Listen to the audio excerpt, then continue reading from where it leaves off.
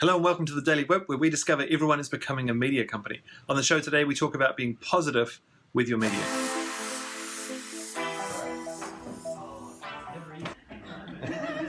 should have seen the ego. Exactly. Not yet. Not yet. And we sort of brought it back from the grave.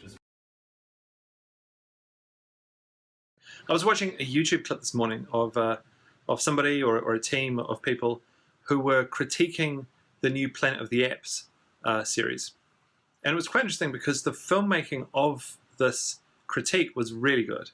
They were really good at sourcing footage.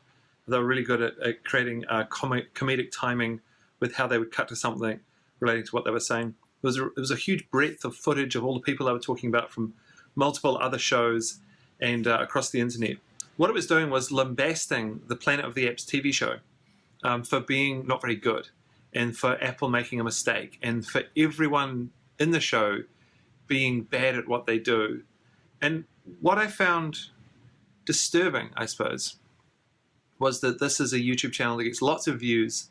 They've made lots of other videos lambasting other things.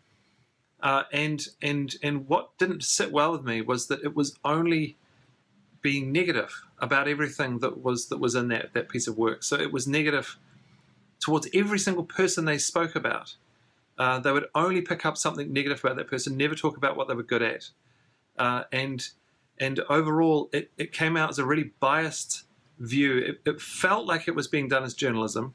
It was documenting what's going on. It had an opinion, of course, which is great, but it felt hugely skewed towards just the view of the person without giving any context. For example, it makes fun of Will.i.am's launches of hardware products, like an iPhone case, which is gold-plated, and a watch, which somebody on the internet had said was the worst piece of hardware ever launched.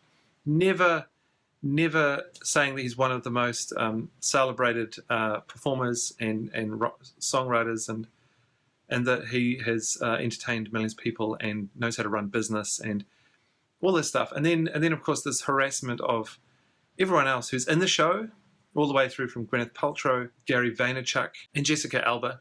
And the thing there was that this person was always picking up just one small thing where it would point out that something that person did wasn't very good. The example for Gary Vaynerchuk was that his Glassdoor profile as a CEO is like 20% lower than other people. And this person had like found that one thing to break his character down, not focusing on anything else, never talking about businesses that person has started, or companies that they'd invested in, or other companies that person had helped, or the landscape of content that person is trying to display, or other people.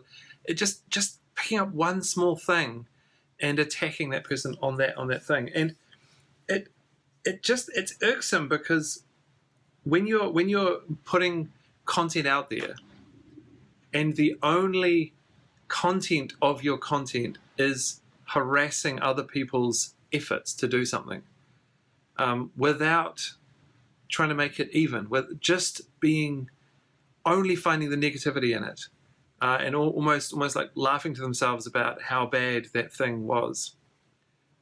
It just feels sad, and I just want people to think about the content they create when they're turning themselves and their businesses into media companies. That they do think about trying to make sure that what their content is about is not the negativity of what someone else is trying to achieve. So if there's a positive angle, if someone else is trying to achieve something and all you're coming and doing is sniping at them about certain things, and not pointing out any of their successes whatsoever, but just picking up on their failures, I think it's a pretty sad place to be. As I said at the start, it's a really well-produced piece of content.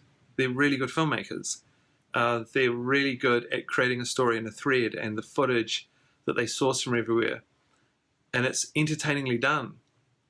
And I'm just so sad because they're so good at it, yet their entire content is based on just grabbing little bits from other people about how badly they're doing.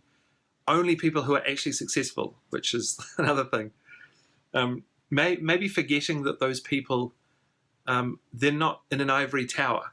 It's not that you can just point out, in your view, how terrible what Gwyneth Paltrow is doing, and just basically ignoring that she's good at a whole lot of things, and just pinpointing the one small thing that you found, and only talking about that. I just find it incredible. So my rant on this is just, if you are going to create content, just try and make it, if it's critique, try and make it full rounded critique. Also, today in Wellington, we're having the biggest storm. So it's the storm we have every 4 years, 5 years. And I went down to the beach to have a look at it. What you can't see is the scale of these waves. So what I'll do is I'll overlap. I'll do a little drawing of a person and put it in there to show you how big these waves are.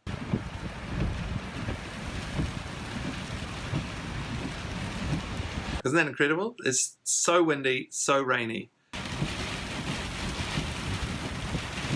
The other thing we were doing today was shooting a new video for an integration we've done with another cool platform.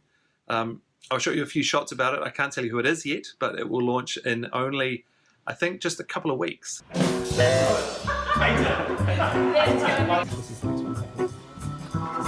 Oh, shit. Oh, he's gonna make amends. I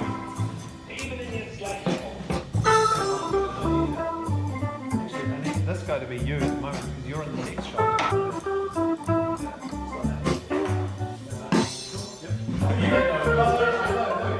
Hope it hasn't been too down about talking about downness, but I think it's important. I think it's important that people keep a positive vibe. I think criticism is great, but you've really got to give criticism context, which is something we've been talking about since episode 1. Is context is king. When you take the context away, it's not good. So see you tomorrow.